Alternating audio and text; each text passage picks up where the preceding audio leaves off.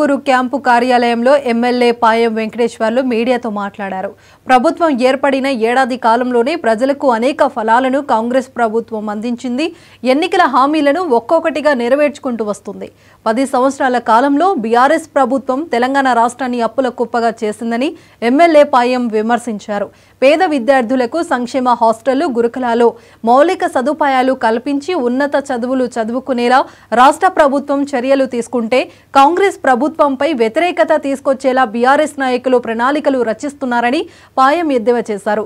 ప్రభుత్వాన్ని బదనం చేసే విధంగా విద్యార్థులు తినే భోజనంలో విషం కలిపి ప్రాణాలతో చిలగాటం ఆడటం ఎందుకని ప్రశ్నించారు. ప్రజలంతా అన్ని గమనిస్తున్నారని, బీఆర్ఎస్ పార్టీ నాయకులకు త్వరలోనే తగిన బుద్ధి చెప్తారని హెచ్చరించారు.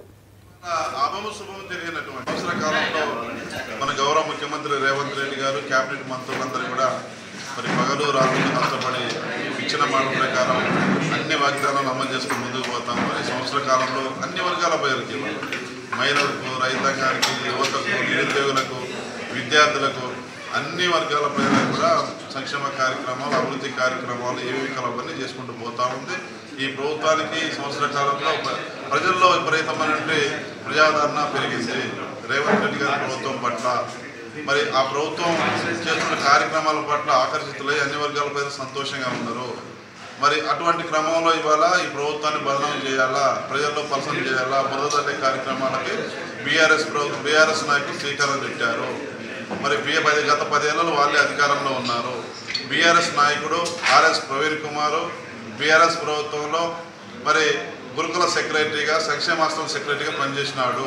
అయిన టైంలోనే ఫుడ్ కాంట్రాక్టు పనులు వర్కర్స్ని నామినేటెడ్ పద్ధతుల్లో వాళ్ళ మనుషులుగా ఇచ్చినారు, వాళ్ళ పార్టీ మనుషులుగా ఇచ్చినారు. ప్రభుత్వం మారినా, ముఖ్యమంత్రి మారినా వాళ్ళంతా కూడా ఇవాళ ప్రవీణ్ కుమార్ చెప్పు చేతుల్లోనే ఉన్నారు. వాళ్ళు ఇవాళ ఏంటంటే ప్రజాదరణ చూసి తట్టుకోలేక ప్రభుత్వాన్ని బదనాం చేయాలని చెప్పేసి రాజకీయంగా ఎదుర్కొనే దమ్ము, ధైర్యం లేక ఇవాళ అభము శుభము తెలియనటువంటి, దేవులతో సమానం అనేటటువంటి మరి ఆ సంక్షేమ హాస్టల్ చదివే పిల్లలు, గురుకుల హాస్టల్ చదివే పిల్లలు అడ్డు పెట్టుకొని ఫుడ్ పాయిజన్ అనే దాన్ని తెరపైకి తీసుకొచ్చి నాటకాలు ఆడుతూ ఉన్నారు.